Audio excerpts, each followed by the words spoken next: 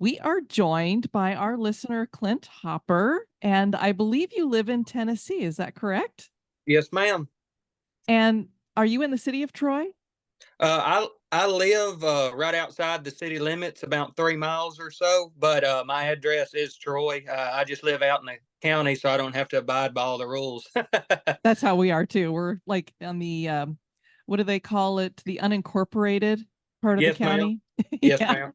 We're the same way. Of course, you don't get some of the services either, but. Right. So where is this exactly located in Tennessee? All right. We're in the very top northwest corner of Tennessee, and so I don't know if any of your listeners have heard of Reelfoot Lake State Park, but I'm about 10 minutes east of Reelfoot Lake, and that's in Lake County, and that borders the line of Tennessee and Missouri. So we're right up there. I'm about 15 minutes from Kentucky and about 15-20 minutes from Missouri. So we're right up there on the border. Oh, that's really cool. You can visit all different kinds of places then. Yes, ma'am. Yes, ma'am. Yep. And we do a lot of traveling. Well, I love that you mentioned Lake County because that's the county that we live in. Oh, really? Yep. Well, that's interesting. Yes, ma'am. Have y'all ever heard of Reelfoot Lake? I have not. It's got a lot of really interesting history and a lot of supposedly haunted history as well. It might be something to look into maybe at a later date. I'd love to be able to rejoin y'all if this goes good and talk about it. I've got my family when they moved here back in the 1800s. They settled actually in Lake County, but Lake County today was Obion County until 1870. And Okay. so once after 1870, they broke off into their own county, and they called it Lake County because of the Reelfoot Lake. And Reelfoot Lake is the only lake in Tennessee that is naturally made. It's not man-made. What's interesting is the name is Real Foot, like a foot on a body. Yes, ma'am. Yes, ma'am. Reelfoot. Where did it get that name from? Do you know? I I don't want to I don't want to tell you any wrong facts. I'm not 100% sure. I've always been told it's got a Native American origin Okay. because that's who was here. And in 1811 and 1812, there was an earthquake, and that's what formed Reelfoot Lake. It's the only time in history the Mississippi River flowed backwards to fill the lake. Okay, I have heard of that one because it was like the New Madrid Fault, or Yes, is ma'am. that how you say it? I don't know if I say it right. If it's New Madrid or We say New Madrid, but we pronounce okay. a lot of things wrong anyway. So I'm probably pronouncing it wrong, if anything. But it just yeah, depends on where you're at. well, I remembered hearing about that earthquake and I was like, how bizarre, because you hear about these earthquakes that can open up the earth and Yes, sometimes, ma'am. shift the street or whatever. But when you hear that a whole river, and I mean, we're not talking a tiny river, a huge Right. river like the Mississippi flowing in a different direction. Yes, ma'am. Yes, That's ma'am. crazy. Yeah, it's very interesting. It's got a lot of interesting history, and like I said, that's technically where my family planted its roots on their westward move. Uh, and because we were granted my however many great grandfathers back, his name was Seymour D. Hopper. He served in the Revolutionary War, and he was from North Wow. Carolina. And he, at the end of the war, the United States, the new country, was pretty much broke, and so they paid people in land grants. That And is they true. said you can go over the mountain and whatever you want. He got 40 acres, and I've got a picture of the document that he was giving him 40 acres wherever he wanted, as long as he went over the mountains to go get it. And That is amazing. yes, ma'am, this was in the 1830s, so it was after Reelfoot Lake had been formed, and the family myth or legend, however you want to look at it, says that when the Hopper family got to the Mississippi River, that Granddaddy Hopper was too sick to cross, or that the half the Hoppers didn't want to take the children across the rushing river, and so half the Hoppers went on across the river, and my half that I'm originated from stayed and formed the community of Push, which is right on the bluff of Reelfoot Lake, and there's a little church and a grocery store, and that's where you'll find a lot of the hoppers even to this day. I just love that clip because my ancestors came over through Ellis Island, and so it's Yes, a ma'am. pretty recent for us to have come in here. But wow, to be able to identify your ancestors all the way back to the Revolutionary War and to Yes, have ma'am. a lot of them right in that area, that's amazing. Well, thank you. I do all our family history. It's just, a lot of things are forgotten. And my grandparents, my parents had me really late in life, and so a lot of people's grandparents are my parents' age because I'm 27, and my parents are already retired. My dad's almost 70, Oh and wow. so they had me and my sister, just two of us, really late in life. And so a lot of people, don't get to talk. Their grandparents are about my parents' age. You know what I'm saying? What Yeah. I'm trying to say. And so my grandparents, my grandmother is still living on my dad's side, and my grandmother on my mother's side is still alive. And I mean, they remember back to the Depression. They grew up, in the Depression.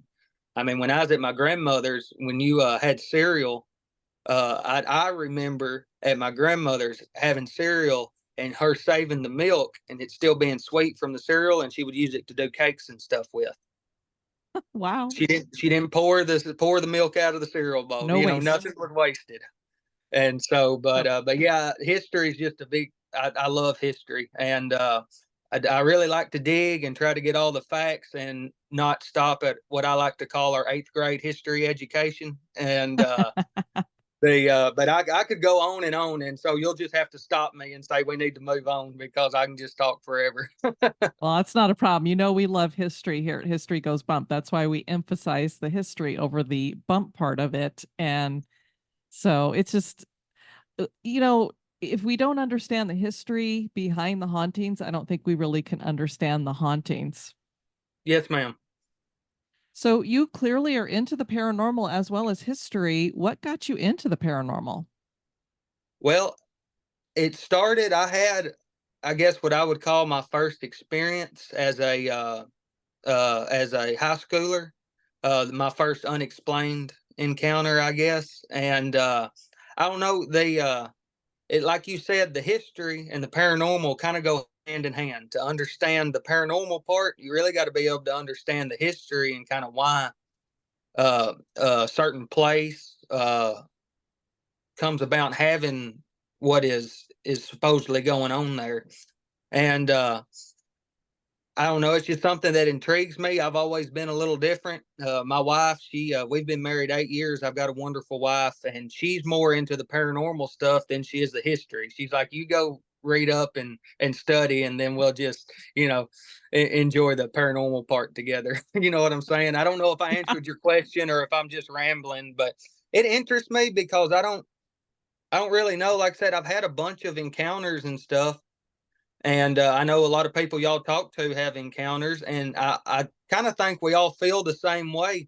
I was there. I know what I saw. I know what happened, but something that I'm telling you, or somebody else is telling you, or some of your listeners may say when I get into a story or two later, he may just be full of it. But I know what I saw. I know nothing was edited. I know what was around me, and so that's just at the end of the day. It really don't matter what everybody thinks. I know what I saw, and it's interesting because what's going to happen to us? I know y'all make jokes about coming back. Is it with the bell bottoms? Are those the pants y'all always talk about, or the Parachute flares? pants. Yes, ma'am, parachute pants. They, in fact, we recently just went to a funeral. In fact, just the other day, and me and my wife were talking about it, and I told her I have very specific funeral recommendations, and if halfway through it, if it ain't going right, I'm going to let somebody know. I said because I want my funeral to be better than any birthday party I ever had. So this is my last party I'm gonna be at. Sure. So it better be a good one. You'll That's be right. sitting up in the coffin going, hey, Hey, that's exactly what I told her. I said, I'm gonna rise up and start firing people and replacing them. that's not the music I told you to play. That's right. And I don't know if anybody else will see our video, but I do have to say, I don't normally wear pink, but when I told my daughter, which she's 6, when I told her I was coming on the show, she wanted me to wear her softball shirt that we wear. We coach our softball team, so that's why I'm wearing my Pink Hopper Farm shirt.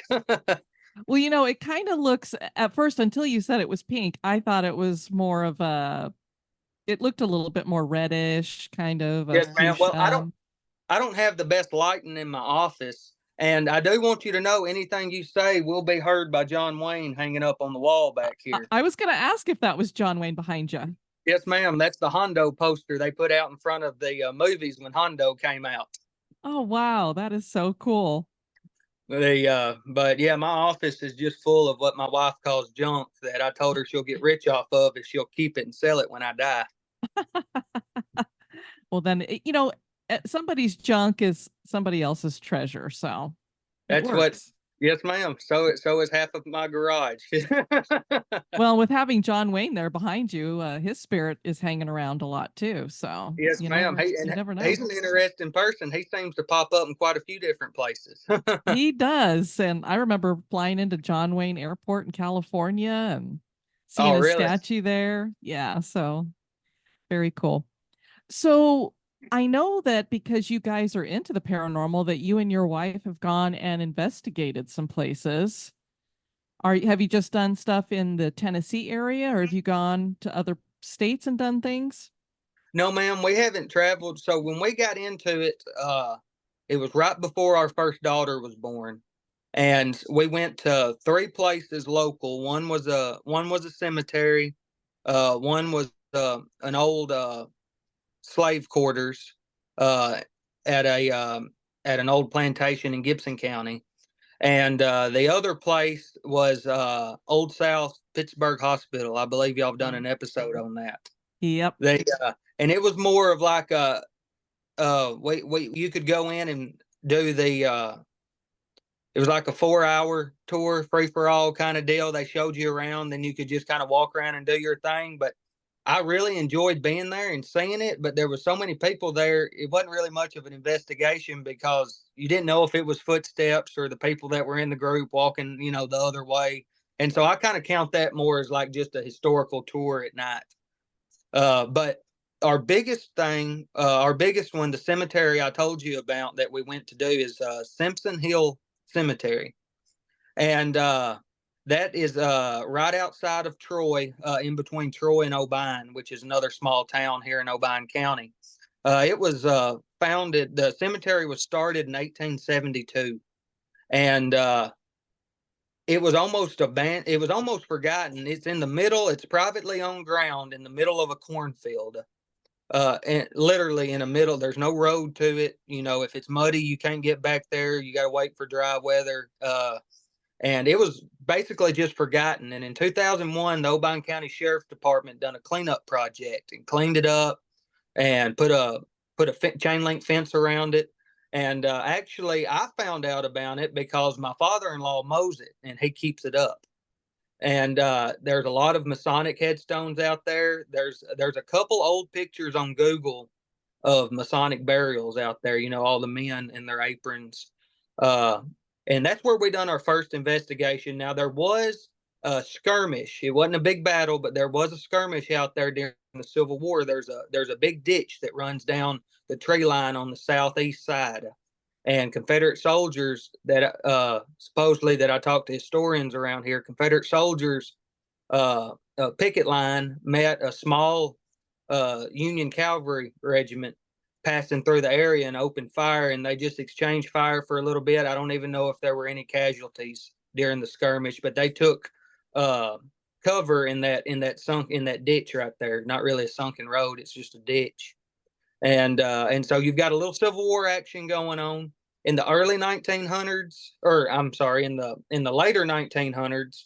There was a small crop plane that crashed right on the edge of that property, and there's supposedly, I don't want to get the number wrong. There's roughly 150 headstones out there, but there's over 200 names that are supposedly buried out there.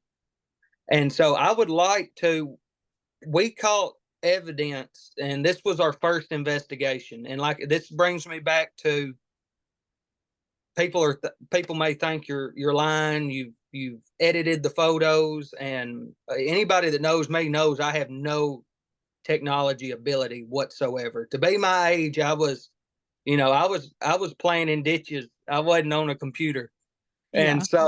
so I would like to send you them photos and the Okay. EVP we recorded.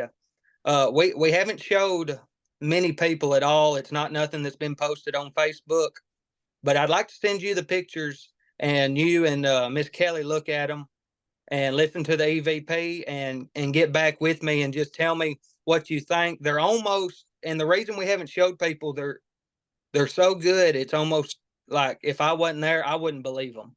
Sure. You know, So these are class A. the EVPs are clear. We got one. I say EVPs. We got one EVP, and it was when I was asking, uh, "Is there anyone else buried out here?" And I believe, well, actually, I'm not going to tell you what I think it says. I want y'all to Okay. listen to it. No, that'd be Uh, perfect. and there seems to be a woman. I believe the voice is female, and there seems to be a woman that follows us as we're taking pictures. And like y'all say on the podcast all the time, it don't have to be dark to have experience. This was daylight dusk. You know, we Okay. wasn't dark yet. There was still plenty of daylight. And it has been brought up to a person I showed it before. Well, that's a trick of the light because the way the sun was setting. And I understand that completely. But the outline in the picture, there's no way you could get an outline like that. Uh, and that really, that I've always been interested, but after that investigation, I'm like, no doubt these dudes are still here. You know what I'm saying? Dudes and dudettes are still here. Well, what's great too is when you get like a double up on evidence. So you're Yes, getting ma'am. an EVP and then you're getting a picture of something. If you're just getting a picture, then it's like, well, maybe it was just kind of a trick of the sun going down and bouncing off of something. But to capture an EVP as well. And I'm imagining that you had a feeling that something was following you around too. Yes, ma'am. It was, and it was more prevalent to my wife than it was me. She gets the goosebumps and Okay. in which I don't think, I'm not trying to say she's sensitive or anything like that. We haven't really dove into that, and I'm kind of like y'all. I'm kind of skeptical on the whole, I can feel spirits thing, but she really, the whole time we were there, she felt the unease, that, and I was more worried about reading the headstones and, than anything, seeing, but the pictures we took, I'll send you, I think there's 7 in total. And some were taken before dark, and some were taken. There's a pond on that location about 300 yards away from the cemetery. And there we caught some there. And it was weird because what we caught during daylight hours at the cemetery seemed to stay with us at the pond after dark because you can still see some of the same outlines, and it's almost like it's in the same portion of the picture. Hmm. Almost it's always either in front of us or to the side of us, it seems like. And we Okay. even think we caught a face in one. We didn't see a face in any of them, but one of them you have to zoom in. You can't really see it until you zoom in, and I'll point that out when I send that picture and everything. But like I said, I want y'all to see it. It's not something that's been circulated around, uh, because like I said, it seems like it's almost too good to be true. You know what I'm saying? Yeah. And I imagine you probably are the only people who've really gone out there to investigate. Do you know? Because that might be why you were getting a little bit more activity because they were like, huh, what are they doing? And then, we think if spirits all of a sudden realize, wait, maybe they can hear me or they are trying to communicate with me, it gets them more interested. Right. And like I said, it's on private property. You have to have permission. And to my knowledge, if it wasn't for the I guess the hookup of my father-in-law, being the one that maintains it, to my knowledge, nobody else has been out there to do any type of investigation whatsoever. Yeah. So I imagine you were like, wow, this is kind of interesting. These people are out here and they're trying to talk to us. Right. Yes, ma'am. So you also did the slave house at a plantation. That must have been interesting. It was. we didn't receive uh we didn't find anything in our pictures. We didn't catch any EVPs. We found the only thing that we had happen there.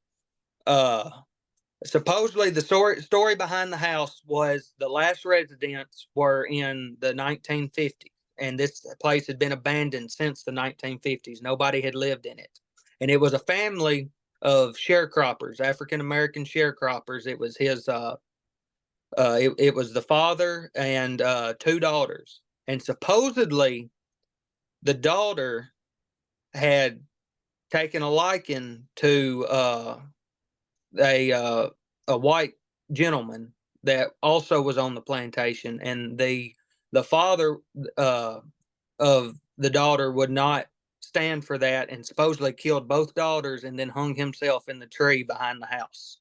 Yikes. And so now, like I said, that was the story given to us by the property owner. I tried to do some digging as far as I guess Google would let me, and I wasn't able to come up with any newspaper articles about that happening.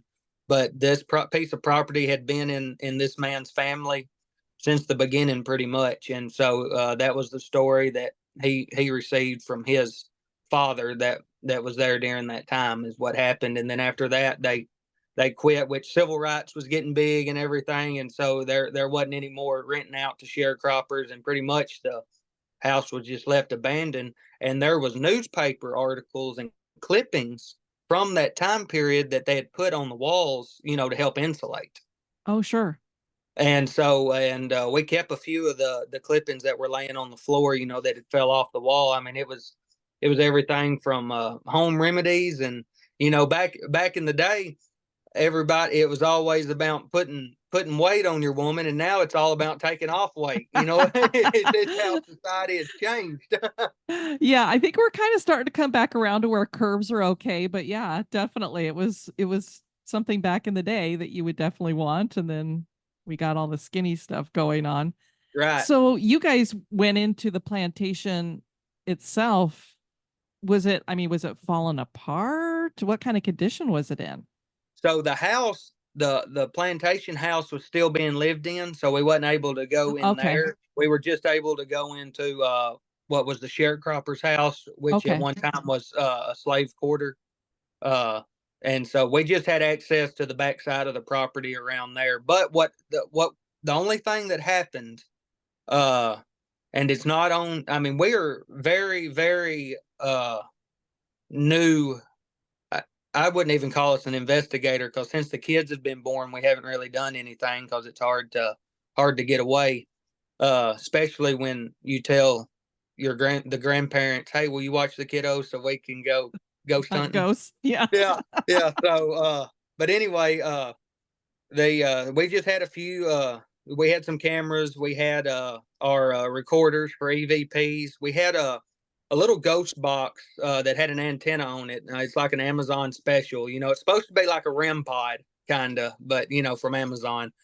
But we didn't catch anything. The only thing that happened, uh, and the only way to let anybody know about it is we just both agreed on it. My wife was in the house, and I was in the front of the house, and I heard her clearly say, "Don't touch me," talking to me, thinking I was in there. And so I walked up onto the front porch, and then I heard her yell, "Don't pull my hair." And when she turned around, she screamed because she thought I was behind her messing with her. And she went out of and she was done. She sat in the truck the rest of the night. She said something touched the back of her head, just like a man coming up and touching the back, Mhm. like I would touch the back of her head if I was going to rub her hair or something. Sure. And then and she said, and then just the next instant, it wasn't like a pull my hair out, but she said it moved. It was hard enough my head went back. Wow. And but like I said, other than us just being able to say that, we didn't get any other evidence from that night. We done about a 4-hour investigation, and we're kind of like, I know I've listened to all y'all's podcast. I'm completely caught up. Wow, And that's a lot. yes, ma'am. And so I've been working on it for a while. And so the don't tempt the spirits deal. We try to the few investigations we've done. We're not going in asking, how'd you die, yada yada yada. We just try to kind of like carry on a conversation, kind of like we are. And I think the more you know about the history of the place and the time period you think you're trying to conversate with, then maybe the better results you'll get. Hmm. Yeah, I totally agree. It's so much better for us to go in and have just an average conversation because that's when you catch a lot of EVP too. You'll hear them like talking over in the background of you actually saying something, which helps to prove that it wasn't you talking because you hear your voice and then you hear this other voice that doesn't belong to the people who were actually talking. What I find really interesting is I've been investigating for many years now. I've been into a lot of locations and I've been touched once and I've reached into what I think was a spirit once. So to hear you say, well, that's really all that we had happen. My wife felt like something touched the back of her head and then, pulled her hair hard enough to pull her head back. I'm like, that's pretty amazing. Well, like I said, it was just us and the I wasn't in there to see it, but I have 100%. I trust her 100%. That she wouldn't make it up. But like I said, she sat in the truck the rest of the night. If Yeah, she was making it up, that's what you makes know, me believe it. If right, she's having fun and then all of a sudden she's not having fun and she's like, I'm in right, the truck, something scared her. right. I mean, she's a 4'11" firecracker. Once she gets done with something, she's done. And that's what happened. But yeah, we've got Waverly Hills. It's not but about 4 hours from us. That's on our bucket list to go do. And we are both interested. In fact, this is one of the historical parts she's interested in. It's going to see Alcatraz. Uh, Oh, Even if we wasn't able to investigate it, that's still on our bucket list to go see. yeah. That would be such a great place to go to as well. I know Kelly's like been past it, but she's never actually been in it. Oh, I've never really? been to San Francisco at all, so Right. My dad, he was a over the road truck driver for about 30 years and had his own trucking company. And so he's been by all these places and seen everywhere I want to go. He's been by Gettysburg and everything like that, and which that's all on my bucket list. And so in fact, Gettysburg's our next anniversary stop because the way we do it, we take turns picking anniversary locations. neat. And so last year it was hers, and we had to go do. Are y'all familiar with the show Vampire Diaries? Yes. Okay, well, we went to Covington, Georgia, where they filmed the Vampire Diaries and done the whole Vampire Diary thing last year on our anniversary. So, Okay. so this year it's my pick, and I believe Gettysburg is going to be our destination. Well, that's a great place. Just make sure you're not there mostly on Tuesdays and Wednesdays because a lot of the stuff is closed on Tuesdays and Wednesdays. Oh, really? I think I'd heard y'all say something about that. Yeah, Yeah, I wish I'd known that ahead of time because that's the 2 days that we were actually there. But really. the battleground is open all the time, and the museum there goes on and on and on forever, and it is amazing. I would love to see. Is it the Jenny Wade house that's there in the Yes, town? and Yes. that's always open too. So, Right. and it's so So cool because when you're in a place like that, you're like, not only is this house really old and these people actually lived here, but when you can see like the bullet hole still there, it's like right. that is part of the story. It's just amazing. The have you ever heard of the Shiloh, the Battle of Shiloh? Yes. I've been to Shiloh multiple times. In fact, I've got a buddy that's a tour guide down there, and Nice. we meet up a lot. And he'll take you to the places that the park rangers won't take you to. You do the little walking tour with the park rangers, and then he's a independent tour guide, Oh, and cool. and he knows Shiloh like the back of his hand. And my uh, sixth great grandfather, John Lee Hopper, was a private in the 23rd Tennessee Infantry, and the 23rd uh, was right in the middle of the Hornet's Nest. If you'll look at a battle map, I had him in the 23rd and his three brothers, and then I had some cousins, other kinfolk that were in the 27th, and they were side by side and spent the night in the hornet's nest, and to be able to stand in there, where they were at, and having the storm come through the first night and the shelling from the naval gunboats, it's just unreal, and give you chills to know that you standing right there, where your ancestors stood, while that battle was raging. And he was lucky; he made it through. He made it through the whole war. He was in a lot of. He was at Chickamauga and Franklin. He saw a lot of action, and he lost. There was four brothers. He lost two of them at the Battle of Shiloh, and the other one was sent home. He was shot. He was shot in the elbow, and it came up and blew his shoulder out. So they amputated Oh, his shoulder, and then there was a flesh wound into his abdomen, and so he got to come home. But yeah, I don't know. I say I would love to be able to go back in time and stand shoulder to shoulder with them guys, but that was a different breed back then. I don't know if I'd be able to stand up to it or not.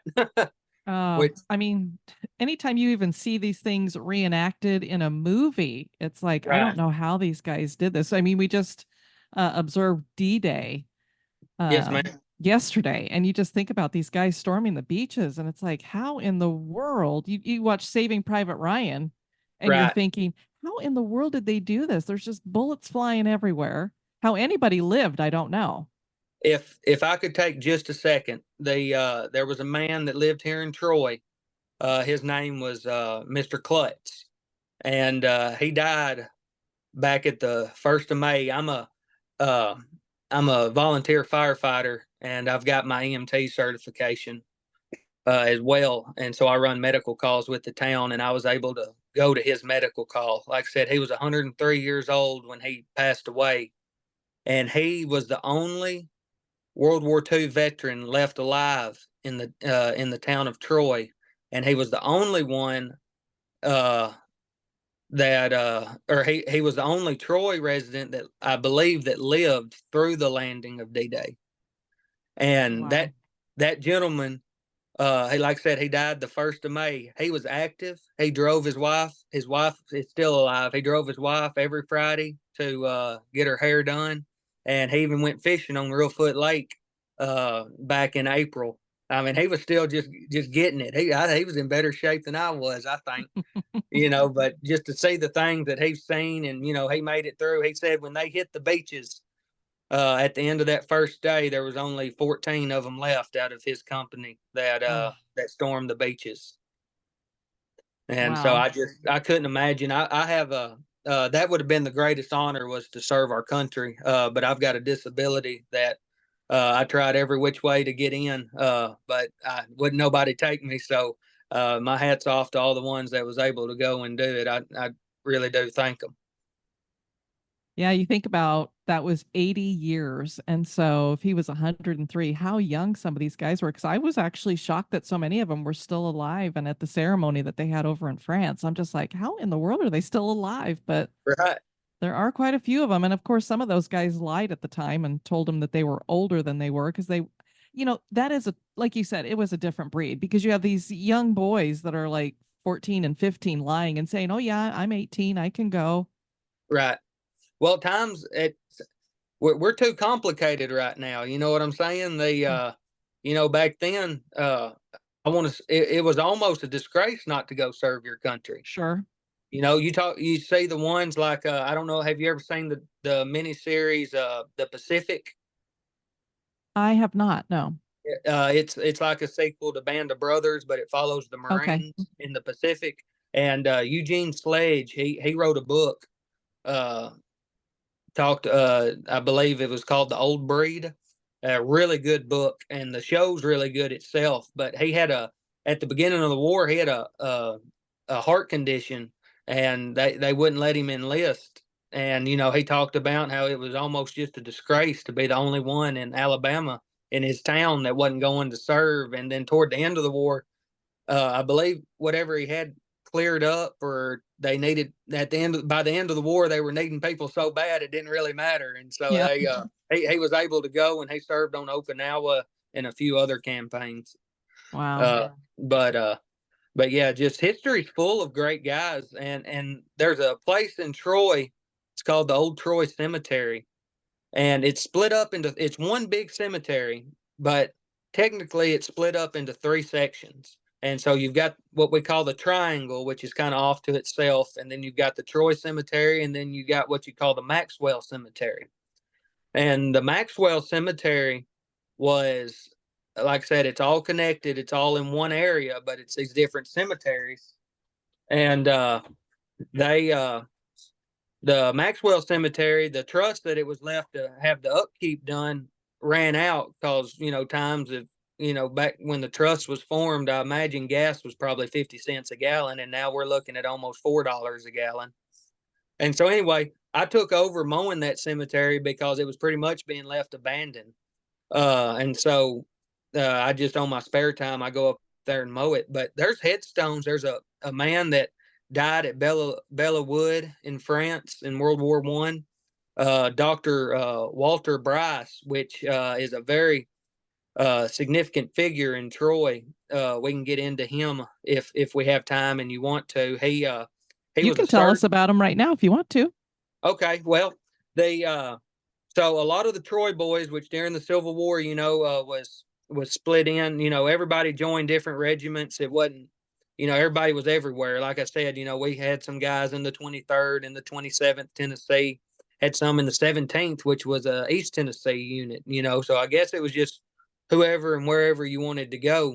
But a lot of the boys from Troy was in the 9th Tennessee, and specifically Company I, and they were called the Obine Avalanche, which came from the Obine River that runs right outside of Troy. We have a town called Obine, but it wasn't formed until the 1870s, and so some people get it kind of confused. But anyway, the Obine Avalanche Company I of the 9th Tennessee was made up of a lot of your Troy boys, and they was almost like a sharpshooter company. They were all real good crack shots, but anyway, toward the end of the war, in January of 1865, they were sent home. The war was coming to an end. It ended in April, and they were sent home. They was in Corinth, Mississippi, under General Hood, and he said, just we're furloughing. Just go home. And so these guys went back, and there was 13 of them. And Dr. Walter Bryce, like I said, he was a sergeant with the 9th Tennessee. His house is still standing in Troy. We call it the Polk House, and very historic house. He was a lawyer. He was a doctor. He had a hand in the railroad that was in Troy, and he even started one of the first groceries in Troy. But that house saw a lot of high-ranking Confederate generals in its parlor. He he he supplied a lot of money and a lot of supplies for the Confederate Army. And in fact, I was over there the other day picking up limbs. I work for the town of Troy Public Works Department, and I was over there picking up limbs, and no one standing on the front porch where a lot of our great heroic Confederate generals and soldiers is just mind-boggling to me. But anyway, I'm sorry I ramble. They were sent home in January of 1865. In February, 13 of them said, "We're not done fighting this war," and their regiment, which was now the 6th Tennessee, after Shiloh and Perryville, they took so many casualties that they were folded into the 6th Tennessee, and their regiment was in North Carolina. And so these 13 men, the papers called them the Immortal 13. They took out walking in February of 1865 to rejoin their company in North Carolina, from Troy to North Carolina. And 9 of them made it.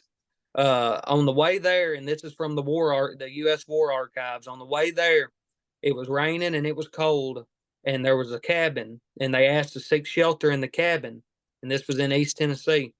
And the members of the family in that cabin said, we don't want anybody to come in. Our child has smallpox. And Dr. Walter Bryce said, "I'm a doctor. If you'll let us come in and get out of the cold, I'll do what I can for your daughter." Well, they were actually Union sympathizers. And so Dr. Walter and 3 others went into the cabin, and they were taken prisoner by those civilians and turned over to the 1st Union Regiment that came by.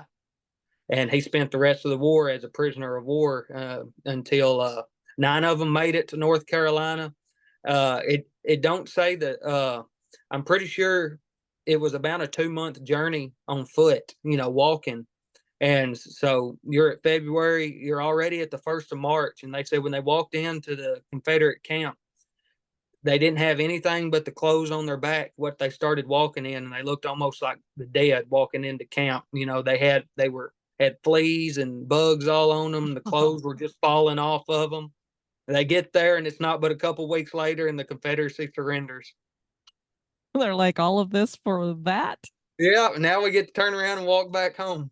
Great. Can we have something to eat before we go? Yeah, at least give us some hardtack or something, cup of stale coffee. But anyway, so Mr. Bryce, he comes back, continues his practice in Troy, and like I said, he's a very big figure in Troy. We have a park where our ball fields are.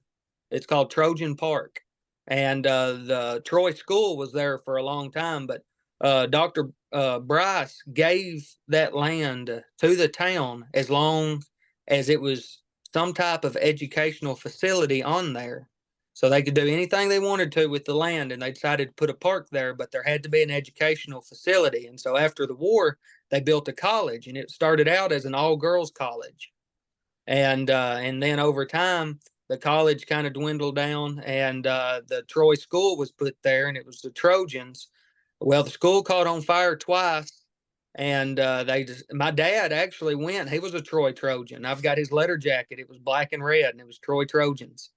And now the school that's there, it's all county consolidated. The school's now Hillcrest, and it's in a different location. But for the town to be able to keep that property, they had to have an educational facility. So there's a Head Start. My youngest daughter goes to that Head Start there, and so there's always got to be some type of teaching for them going on for them to keep that property. Well, that's good that they honor that request. Right, right. And in which, I mean, it's still wrote down. I've actually seen the document where it states, and so as long as somebody remembers that there's supposed to be a school there, I guess won't nobody take it away. That is true. And but yeah, I made us made kind of a little list of things. And so we talked about Dr. Bryce and the Immortal 13. So Troy was given by a land grant. Obion County was set in the area of the Obion River, and Colonel William Wilson built a cabin 3 miles southeast of Troy. And I've been able to find where he had built his original cabin, and it's only a mile and a half down the road from my house. Wow. Now you are And like where it started. I am where it started. They signed the paper in 1825 in his living room. And a man, I'm sure you're familiar with him, Davy Crockett. Yeah, I think I've heard that name before. All right. Well, he was the reason I was bullied till 5th grade, because I wore a coonskin cap in every yearbook picture till 5th grade. Nice. Very But good. but anyway, he was there, which he was the representative for this area, for his stint in Congress. And but anyway, he was there. He signed there was 4 men, and Mr. Colonel Wilson and David Crockett and 2 others that signed the paper and got Troy recognized. And Troy was the county seat of Obion County. If you'll pull up a map of Obion County, Troy is in the direct center of it, and that was the county seat. It's no longer our county seat, but I'll get into that here in just a second. So anyway, the first dwelling built in Troy was a double logged cabin that had a tavern in the back of it. And so it's set to the east of the town square, where the town square is now. So like I said, I live outside the city limits of Troy. And so people that are listening that haven't turned me off yet, they'll say, well, you said you lived outside the city limits. And we do. We live up on a hill, and that's where Troy was founded, was on top of that hill in Colonel Wilson's living room, but it was actually laid out at the bottom of the hill because the creeks and everything, so they could put the mills in. So the water running off the hill would power the mills. And the town square was formed, and in the center of the square was a courthouse built, because you got to have some type of law and order. Sure. And we had three courthouses. We had a log cabin courthouse, and then they decided to upgrade a little bit, and they built a wood courthouse with sawmill lumber from the sawmill. And then we got to figure out that we could use brick, and we didn't have to worry about it burning as bad. So we built a big brick courthouse, and that courthouse was absolutely beautiful. The pictures that I've seen of it, and we stayed the county seat until 1890. Through them years, we saw a lot of growth. We had sawmills, we had a flour mill, a feed mill, and the square was circled by. We had all your common things you see in your westerns. We had our livery stable and our saddlery shop. We had our little grocery store, what they call it, the mercantiles and the general stores and everything. And Troy was hopping. Well, there's another town just north of us called Union City. Anybody pulls up a current map, that's the county seat. There was a debate because Union City had two railroads and Troy only had one. And so Oh. they wanted the courthouse. And so we got into, in the late 80s, we got into a court battle. And it got pretty heated, got sent to Nashville. And, we were just little fellers over here in West Tennessee, and they said, y'all figure it out pretty much. And so the judge that was over it said, at midnight on this night, wherever the county papers are, is where the county seat's going to be. And so that night, some fellers from Union City came in a wagon. This is 1890. Streets are all mud. There'd been a rainstorm. This was in the winter, and I believe it was December, right before Christmas. I can't remember the exact date, but in the winter of 1890, some men came in a wagon in the middle of the night and stole the papers out of the Troy courthouse. Well, at midnight, the papers were still in the city limits of Troy, because what is now Harper was the main road, and the wagon got stuck, which they had the papers covered, and there were some do-gooders in Troy that helped them get the wagon unstuck. But technically, at Oh. midnight on that night, the papers were still in Troy, but next morning it was in that wagon. So let's fast forward quite a few years. In 1859, I think 59 was the biggest stir we've had in a while. 1859, right before my daddy was born. This was in July, and he was born in September. But there was a monument brought to Troy Square that read, "Righting an Ancient Wrong," and it was given to Troy by Union City because people were still mad that we wasn't the county seat. So they gave us a monument they set it in the Troy Square, and there's an 8mm film called "Righting an Ancient Wrong" on YouTube. You can look it up. There's a lady or man filming them setting that monument up, and in the court square, and there's a bunch of people out there, and they took that monument, and there was an old man there that was alive when they stole the papers, and he was in his 90s, and he said, "If y'all will help me, I'm gonna take a sledgehammer and beat this sapsucker down." And he swung two swings at that monument. But anyway, next morning that monument was thrown on the courthouse square, on the courthouse steps in Union City, and that monument's unaccounted for to this day. Well, I guess they got their It answer didn't. about how It, you it felt didn't. about that. It didn't Right. It right or didn't. wrong. Right. It didn't stay around long either. But yeah, so Union City is a different school system from Obion County, and so it's always a big rivalry during the football games and and all the sporting events. I bet.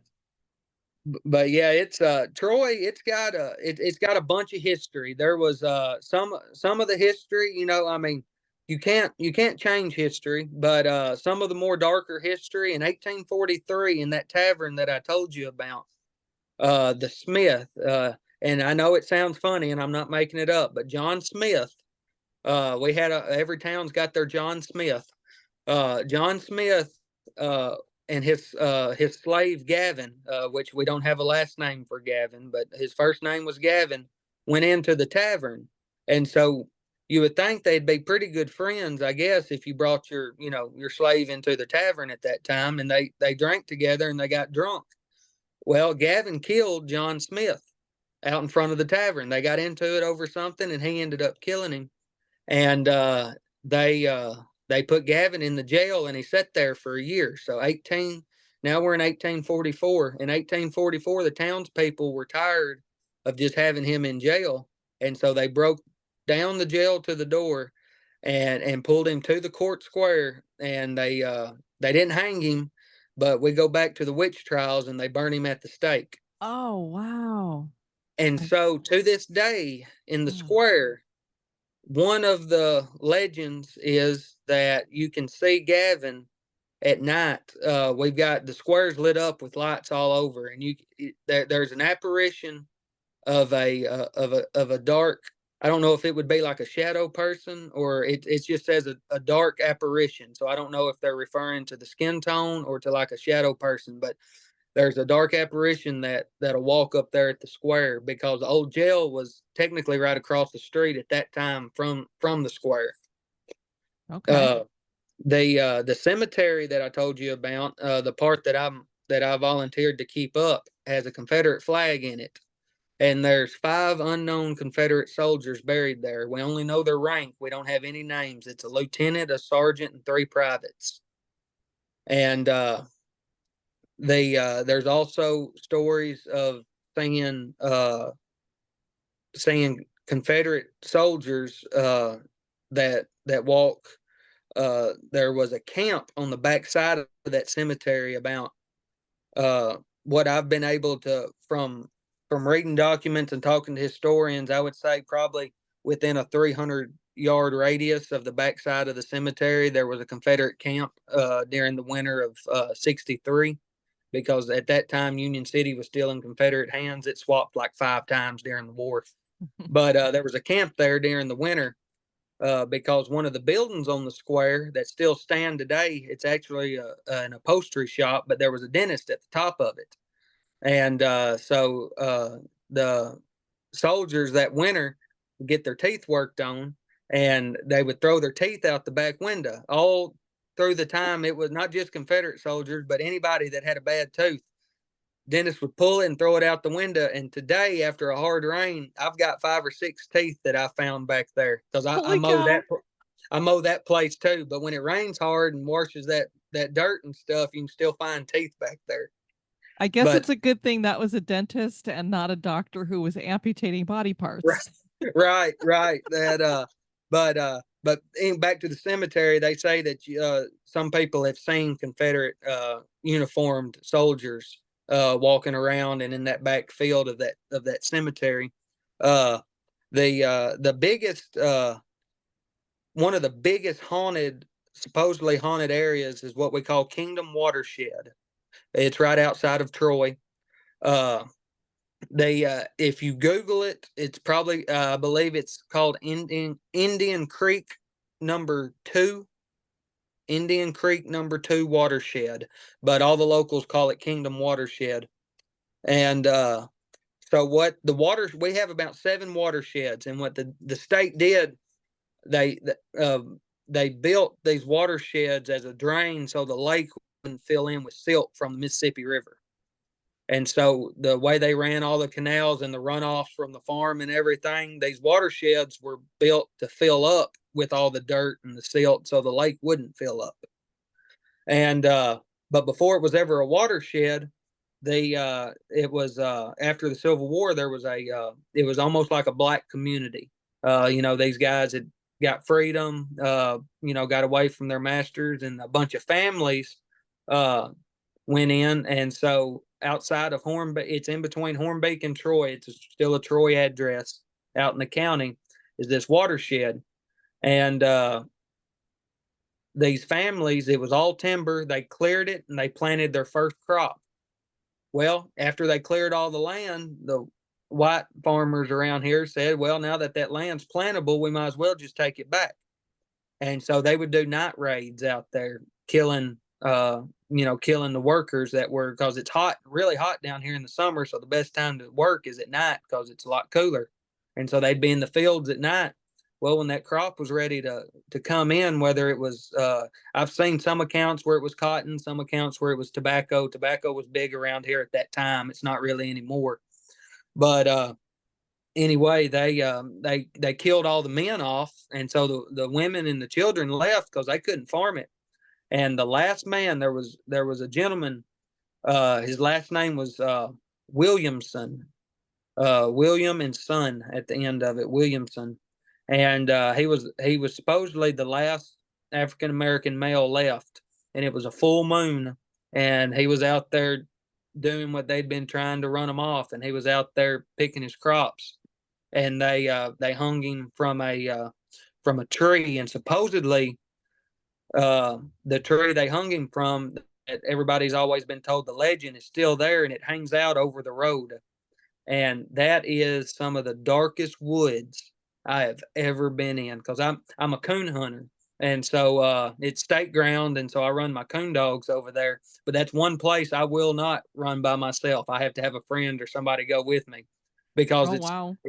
it's about a mile long driveway back in to nothing. You leave houses, you leave everything, and you get back in them woods, and it's so quiet and it's so still.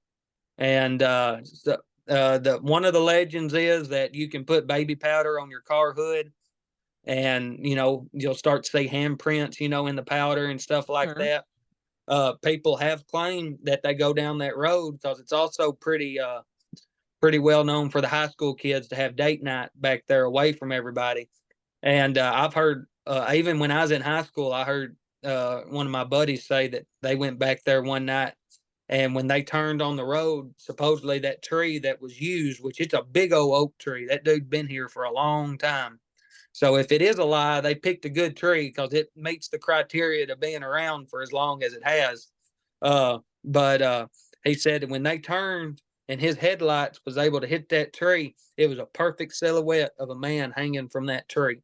Oh, wow. Yeah, no. I'd be like, let's turn the car around and go.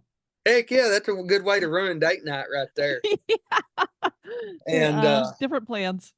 right, but I mean, Troy has a lot of interesting history, and you can find some of the haunts, just word of mouth and people talking.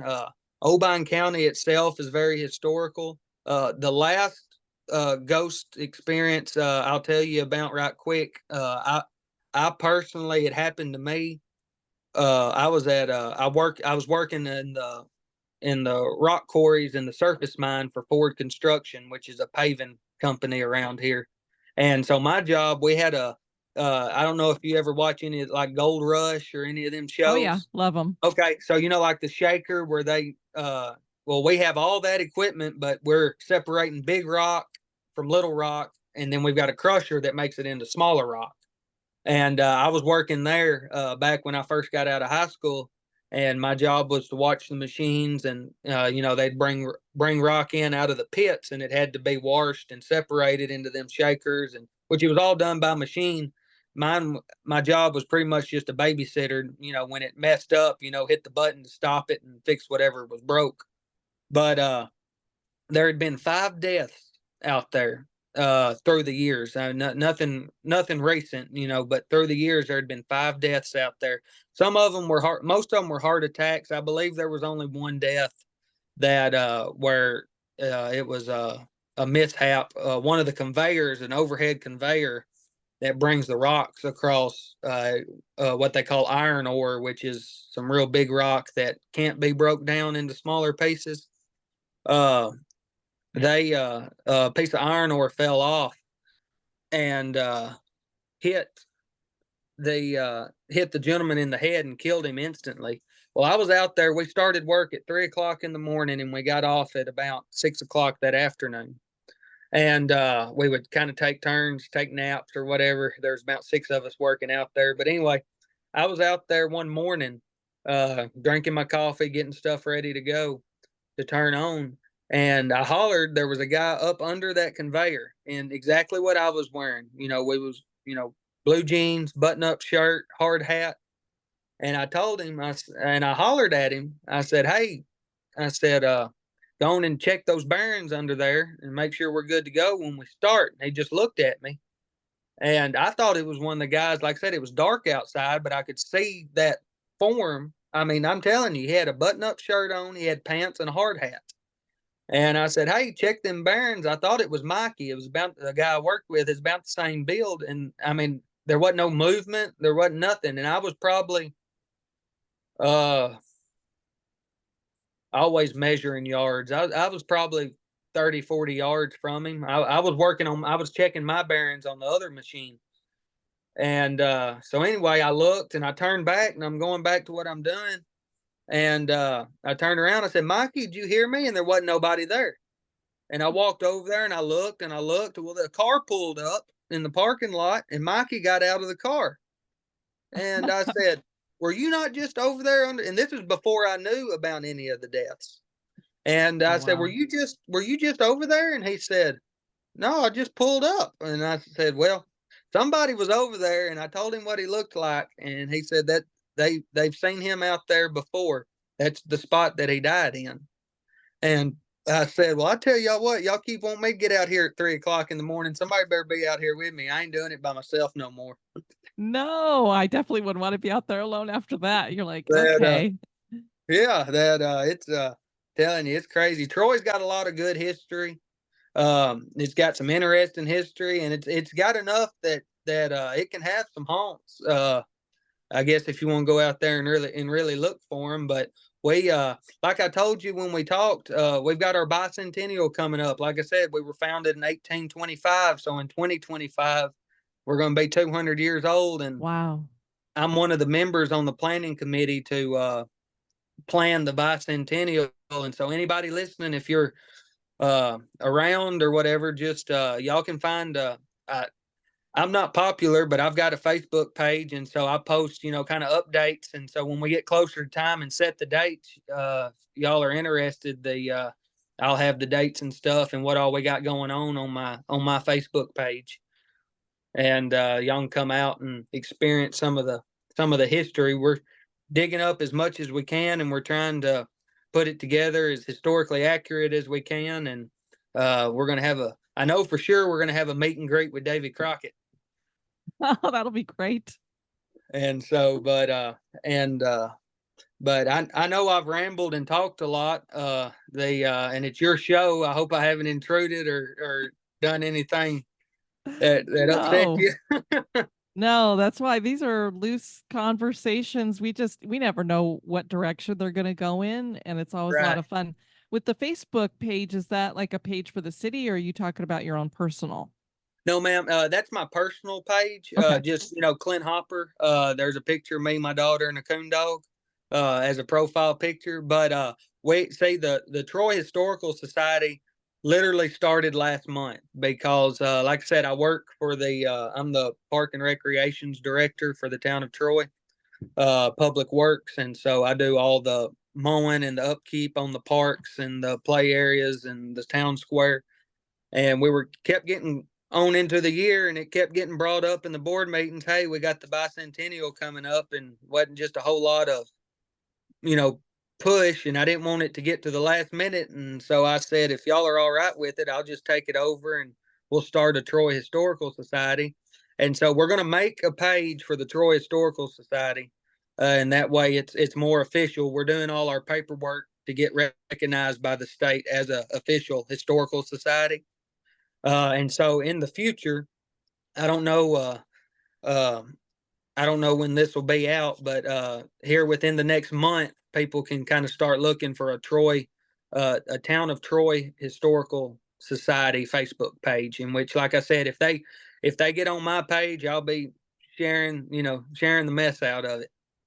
Very cool. I do have a couple other questions for you. I know you've been out in a lot of the wild areas of Tennessee, and I have some friends who have relocated out there and such, and they're really into cryptids and things like that. Have you ever run into anything that seems kind of strange in that way? Yes, ma'am. I didn't, and I was wondering if we were going to get on that. I didn't want to bring it up because I didn't know how far y'all were into the cryptids, but I've had two experiences, or let me rephrase it. I've had three uh, that will just makes my blood run cold. So, like I told you, I'm a very avid coon hunter. I've had coon dogs ever since. You ever seen Where the Red Fern Grows or read the book? I've seen the movies, I've read the book, love it. Okay, well, that's how I started. I was 6 years old. We had an older gentleman take me, and I pushed mowed yards all summer long and bought my first coon dog when I was 7. And I've been coon hunting ever since. I've competition hunted. I just pleasure hunt now. But anyway, in high school, we was in what they call the Oldbine River Bottoms, and so what that is, the river cuts through, and there's state ground. There's thousands of acres of just Tennessee state forestry ground, and you can hunt on them during certain times of the year.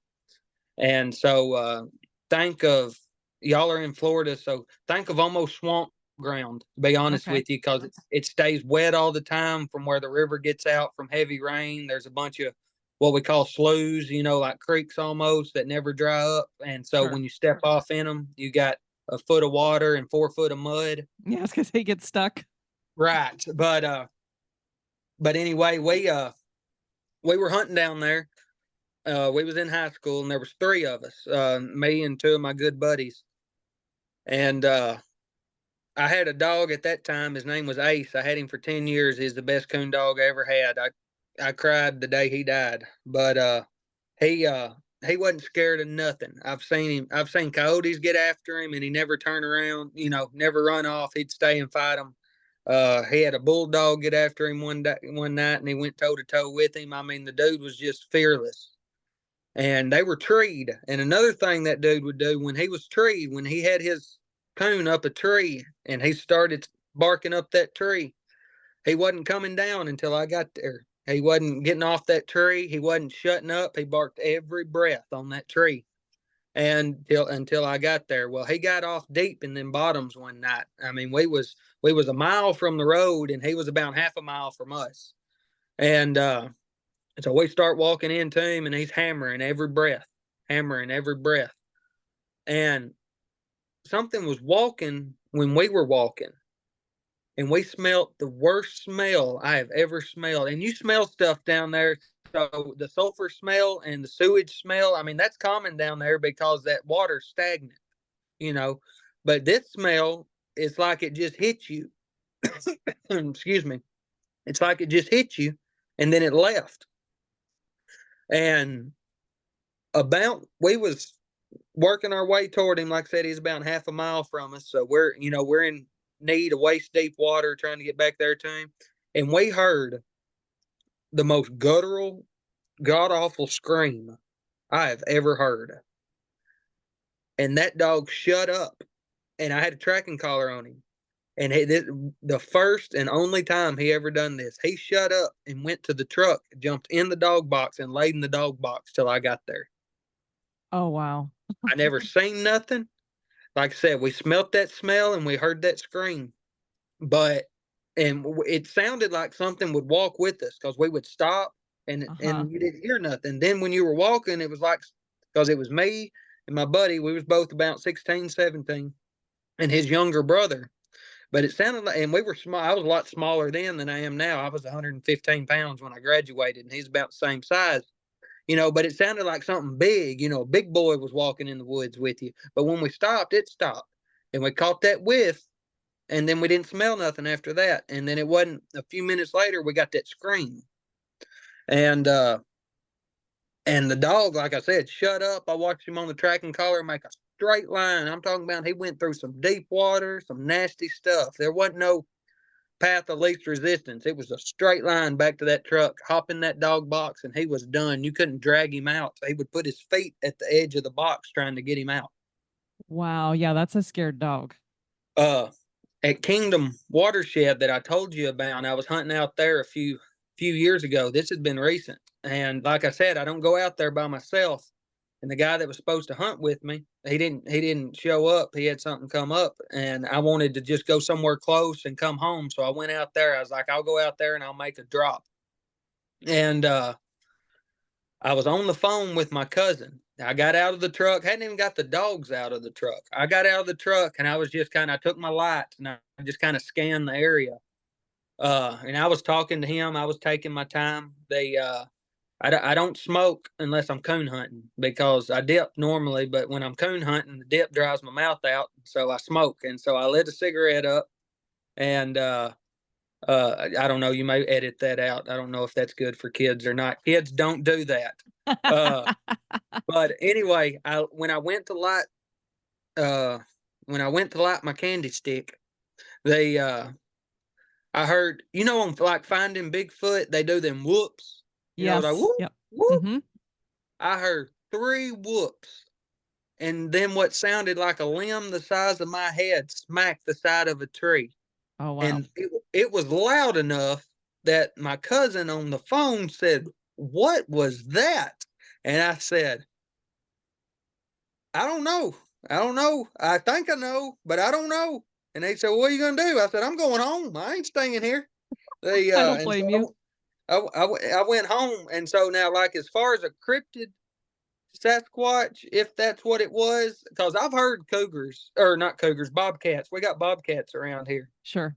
and they sound like a woman screaming. Now it'll Yeah. scare you if you're in the middle of the woods sitting on a log at night and you hear one let out. Now that will scare you. But that stuff I hadn't heard, and I've grown up in the woods my whole life. They and they talk about black cats, and I'll swear up and down. My daddy bought a farm. I was probably 12, 13 years old. We got cattle, and we've got 2 farms, and he had just bought this new one back then, and I was cleaning fence rows. And I was out there. It was me and we had just a little mutt dog, a little farm dog, and it was me and him. We was cleaning fence rows.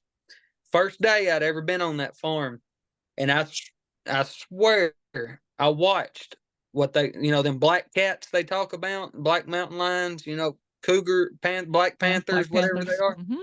Well, they're not supposedly not around here, but I watched one crawl up out of a wood line and go under a fence, and that tail curved. It came off of his rear end and curved up, and it was as long as my leg, it looked like. I'm talking about I saw a black panther up and down, I put it till the day I die, I saw a black panther. And when I told my daddy about it, he said, "Boy, you too young to be smoking that stuff." And I ain't never done drugs a day in my life, but he Yeah. didn't believe me. And so I don't really talk about it much, but there's some weird stuff out here. And like I said, Reelfoot Lake, there's a lot of cryptid encounters at Reelfoot Lake. And I believe in them. You know, uh, I don't know, just the Native Americans, they talked about there's cave paintings, from way back when of hairy men and dog man. I've got into the dog Mhm. man phenomenon lately. I listen to every podcast I can. The dog man is really, in fact, my wife and some friends went to Land Between the Lakes horseback riding a couple weekends ago, and I Mhm. was constantly sending her Dog Man podcast trying to scare them while they was there because he's supposed to be big around Land Between the Lakes. But those, as far as cryptids, those are the 3 encounters that I've had during my lifetime.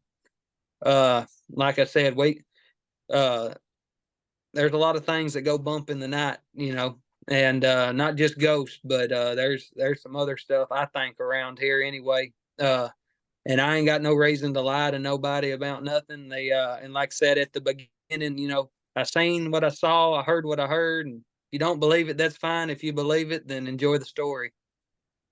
Hey, that's why we always say, is this place haunted? That's for you to decide. I'm not going to tell you one way or the other, but there are places that I've walked out of and I'm like, yeah, that place has definitely got something strange going on there.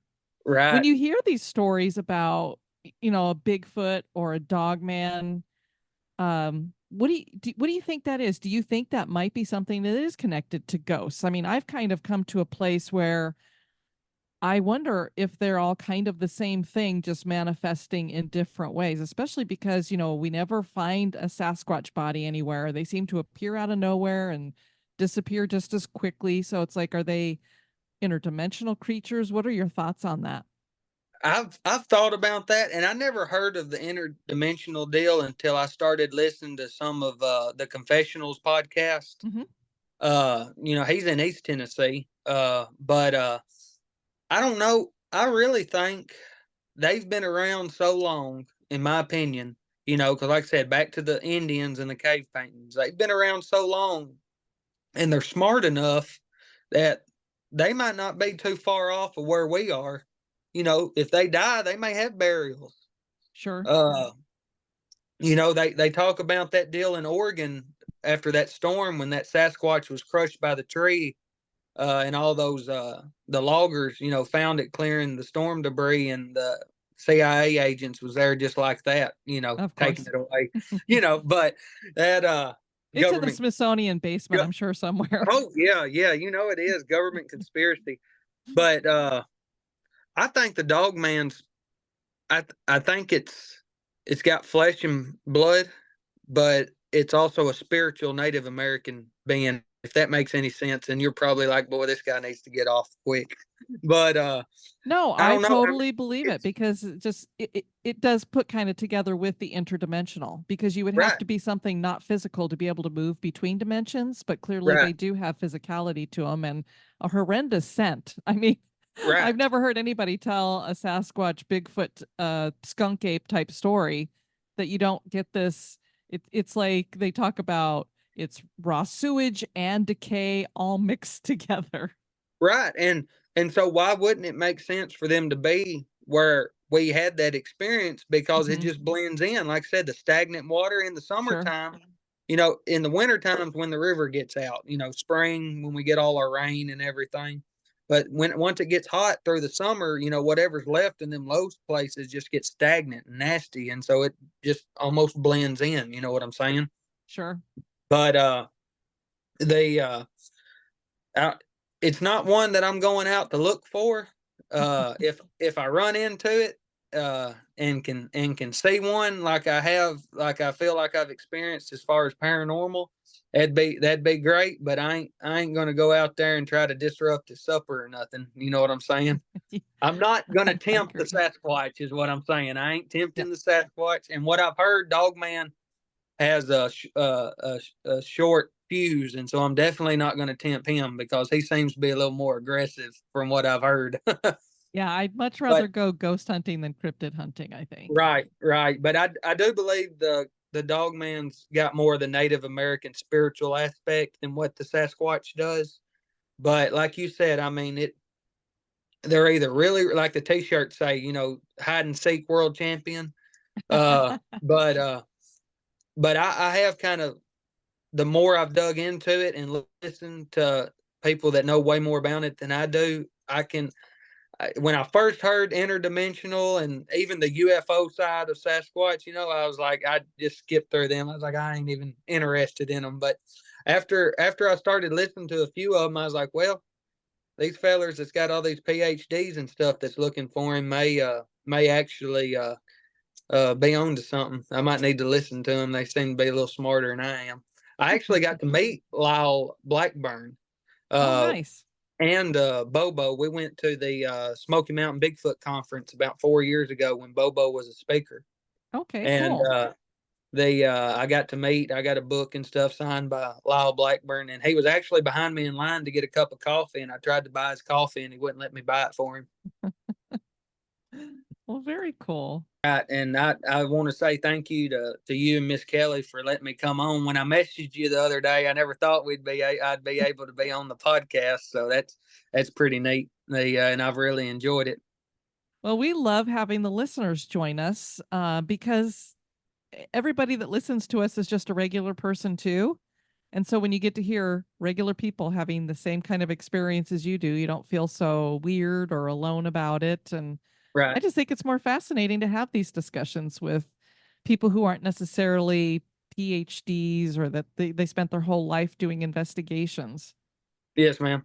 Well, like I said, I've really enjoyed it, and anytime y'all, if y'all see any places pop up on your radar close to me, they just reach out and try. I'll see what I can do as far as digging stuff up for you, and I hope everything goes good y'all's way, and y'all stay blessed and healthy. Well, thank you very much, Clint. So glad to have you join us, and you have a great evening. Yes, ma'am. You too.